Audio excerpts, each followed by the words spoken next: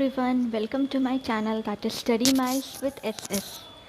So today in economics we will do what are the factors that affect demand. So before starting this, let me tell you we have completed basic economics, what is demand, what is normative economics, positive economics, various types of economic activities, various types of demand. So please, those who haven't seen that video, firstly I would recommend you to see that video because previous video is entirely linked with today's video, so you need to watch my previous videos, especially demand. Okay तो आप पहले demand वाला chapter देख लीजिए, उसके बाद आपको समझ में आएगा what are the factors that affect demand. So today we will complete this topic in detail. Last class में मैंने बस एक ग्लिम्स दिया था what are the factors that affect demand. I have given you just a glimpse, but today we will do this topic in detail. Okay, so let's begin. What are the factors affecting demand? इसका मतलब क्या है, मतलब कौन कौन से ऐसे factors हैं जो हमारी डिमांड को अफेक्ट करते हैं. Okay so first one is price of the product or service. It says it is the most important determinant of its demand. determinant कह सकते हो या factors affecting कह सकते हो, both मतलब दोनों का मीनिंग सेम निकलता है. When price of goods fall, a rational consumer will buy more. Therefore, when demand increases, prices decline. देखो क्या कह रहा है, it is the most important determinant of its demand. Demand का सबसे important determinant है ये price of the product और service. Okay, और you can say price of the commodity. When price of goods fall, ये सबको पता है जब कोई भी प्रोडक्ट का प्राइस गिरेगा, ठीक है, तो डिमांड ऑब्वियस है कि बढ़ेगा, और प्रोडक्ट का अगर प्राइस बढ़ेगा तो डिमांड घटेगा. ये जनरल नॉलेज के लिए ये सबको पता है. Okay, so a rational consumer when price of goods fall, जब भी किसी गुड्स का प्राइस फॉल होता है, then a rational consumer, rational मतलब क्या होता है, समझदार. ओके, समझदार, जो एक समझदार कंज्यूमर, ये नहीं कि कोई पागल खाने से उठ के आया हो, पागल कोई हो, समझदार. A rational consumer will buy more. अगर डिमांड ऑब्वियस प्राइस घटेगा तो डिमांड ज़्यादा होगा, लोग ज़्यादा खरीदेंगे. So therefore when demand increases prices decline. जब demand wait here should be price, when price increases demand declines. Okay, देखो प्राइस के बढ़ने घटने पे डिमांड पे फ़र्क पड़ता है. डिमांड चेंज होता है प्राइस की वजह से. ओके, डिमांड डिपेंडेंट है प्राइस पे, प्राइस इंडिपेंडेंट है, इसलिए प्राइस हमेशा पहले आएगा कि प्राइस के बढ़ने घटने पे, प्राइस के इंक्रीज या डिक्रीज होने पे डिमांड पे क्या फ़र्क पड़ता है. यही नहीं कि डिमांड के घटने बढ़ने से प्राइस पे क्या फ़र्क पड़ेगा. हम यहाँ प्राइस को लेके चल रहे हैं. ठीक है, if our price is 10 rupees, our people is demanding 5. If our price will slow down to suppose 8 rupees, then obvious है कि people will demand more. People यहाँ मान लीजिए पीपल यहाँ 60 डिमांड करेंगे. सो प्राइस के चेंज होने पे डिमांड पे क्या फ़र्क पड़ता है, हम ये देखते हैं. So first one is price of the product और service. I hope this is clear to you. Now the second one is other than price. Price के अलावा बहुत सारे ऐसे फैक्टर्स होते हैं जो प्राइस के अलावा भी डिमांड को कम भी कर सकते हैं, डिमांड को बढ़ा भी सकते हैं. So let us discuss those factors one by one. First is taste and preference of consumer. Consumer का की जो टेस्ट और प्रेफरेंस होती है बहुत मैटर करती है. आज कंज्यूमर को कुछ और पसंद है, कल को कुछ और पसंद हो, इस वजह से डिमांड हमारा वेरी कर जाता है. Okay, so goods which are in trend means जो भी ट्रेंड में है, जो फैशन में है, और modern command higher demand than goods which are old fashion. For example अभी जो प्रोडक्ट अभी जो चल रहा है मार्केट में, उसकी डिमांड ज़्यादा होगी. फॉर एग्जाम्पल अभी प्रोडक्ट में क्या ज़्यादा चल रहा है, मास्क और सैनिटाइज़र. कोरोना की वजह से तो मास्क और सैनिटाइज़र की डिमांड अभी बहुत ज़्यादा है. यही डिमांड 1 साल पहले क्या ज़्यादा थी इसकी? नहीं थी, क्योंकि वैसा डिमांड नहीं कर रहा था, वैसे लोगों की ज़रूरत नहीं थी उस टाइम, क्योंकि लास्ट टाइम कोरोना नहीं था. कोरोना हमारा इस साल आया है या दिसंबर में आया है, तो उस वजह से हमारी डिमांड मास्क और सैनिटाइज़र की अचानक से बढ़ गई. सो जो गुड्स जो ट्रेंड में है, जो फैशन में, उनकी डिमांड ज़्यादा होगी एज़ कम्पेयर टू दोज जो कि ओल्ड फैशन है या जिनका ट्रेंड निकल चुका है. Okay, with goods which are in trend और modern command higher demand than goods which are old fashioned. Okay, second का एक और पार्ट है ये, prices of related goods. Related goods means goods जो कि एक दूसरे से रिलेट करते हैं, उनके प्राइस के बढ़ने घटने पे डिमांड पे फ़र्क पड़ता है। Okay, demand will change. The first one is substitute goods. Substitute goods क्या होता है, इसको अच्छे से समझते हैं। देखो, सब्सटीट्यूट गुड्स वैसे गुड्स होते हैं जिनको हम एक गुड्स की जगह हम दूसरे गुड्स को यूज़ कर सकते हैं। फॉर एग्ज़ाम्पल, अगर मेरे पास दो गुड है, ए है और बी है, ठीक है। अगर मेरे पास मान लो मेरे पास ए गुड्स नहीं है, तो ए गुड की बजाय हम बी गुड को यूज़ कर सकते हैं। और सपोज़ मान लो बी गुड मेरे पास नहीं है, तो बी की बजाय हम ए को यूज़ कर सकते हैं। सो ये क्या होता है, ये सब्सटीट्यूट गुड्स होता है, ठीक है। अगर एक नहीं है तो हम दूसरा यूज़ कर सकते हैं, और अगर दूसरा नहीं है मेरे पास तो हम पहले से काम चला सकते हैं। So these goods are known as substitute goods which can be used in place of one another. Okay, now let us read what is written over here. These goods are those goods which can be easily used in place of one another. मतलब ये goods वैसे goods होते हैं जो कि use हो पाते हैं easily in place of one another. एक के बदले दूसरा गुड हम यूज़ कर सकते हैं, ये वैसे गुड्स होते हैं। These are known as substitute goods. बहुत इंपॉर्टेंट है सब्सटीट्यूट और कॉम्प्लीमेंट्री, प्लीज़ अच्छे से इसको समझना। लाइक टी और कॉफ़ी, अगर चाय नहीं है सपोज तो हम कॉफ़ी से काम चला सकते हैं, या मान लो कॉफ़ी किसी दिन नहीं है तो हम चाय से काम चला सकते हैं। Like mineral water, normal water, अगर नॉर्मल वाटर नहीं है तो हम मिनरल वाटर पी के भी अपनी प्यास बुझा सकते हैं, एंड वाइस वर्सा। ओके, तो मतलब एक गुड्स के बदले दूसरे गुड्स को हम यूज़ करें, उस वैसे गुड्स को क्या कहते हैं, सब्सटीट्यूट गुड्स। मतलब we are substituting. Okay, then the second is price of complementary goods. देखो, सब्सटीट्यूट गुड्स में क्या होता है ना कि एक के बदले हम दूसरा गुड्स यूज़ कर सकते थे, बट कॉम्प्लीमेंट्री में ऐसा नहीं है। कॉम्प्लीमेंट्री गुड्स वैसे गुड्स होते हैं जिनका एक के बिना काम नहीं चलेगा। मतलब ए और बी है, सपोज सेम एग्जाम्पल लेते हैं, तो ना ही बी के बदले ए का काम चलेगा और ना ही ए के बदले बी का काम चलेगा। मतलब दोनों एक दूसरे पे इंटरडिपेंडेंट है। मतलब ए डिपेंडेंट है बी पे, बी डिपेंडेंट है ए पे, दोनों को हम एक साथ लेंगे तभी इनका काम बनेगा। ओके, सो अब पढ़ते हैं। These types of goods are consumed together.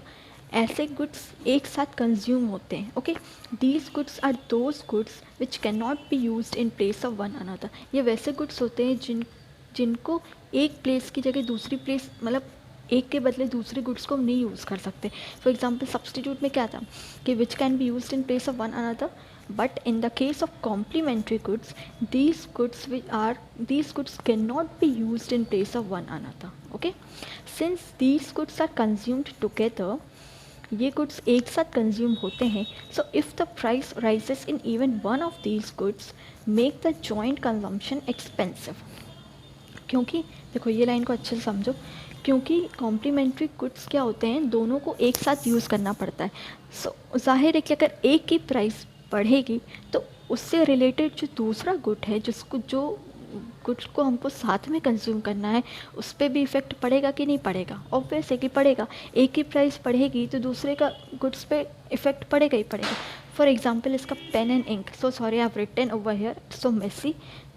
Okay, बस पेज नहीं था तो I have written over here. Example है पेन एंड इंक।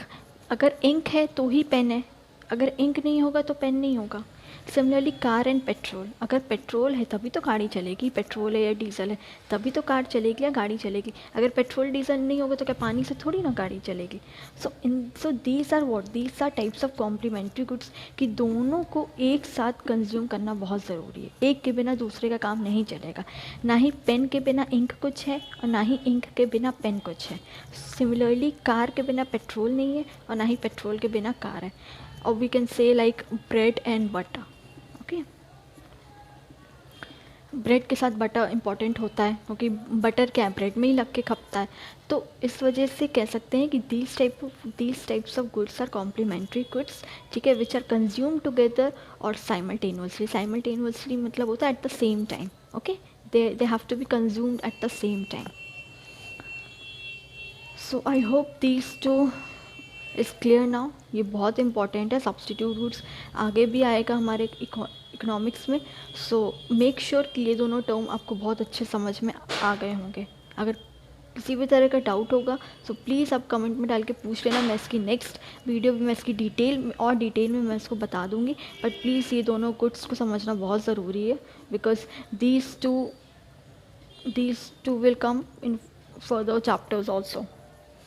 इकोनॉमिक्स में आगे भी आएगा और भी बहुत सारे चैप्टर्स में ये आते हैं, सब्स्टिट्यूट और कॉम्प्लीमेंट्री वर्ड। सो ये दोनों को समझना बहुत ज़रूरी है। ओके, तो मेक श्योर ये दोनों अच्छे से क्लियर हो गया होगा कि सब्स्टिट्यूट में क्या होता है ना, हम एक के बदले दूसरे गुड्स को लेते हैं, और कॉम्प्लीमेंट्री में क्या होता है कि दोनों गुड्स हमको एक साथ कंज्यूम करना पड़ता है। ओके, तो these two are clear. Okay, so let's move forward.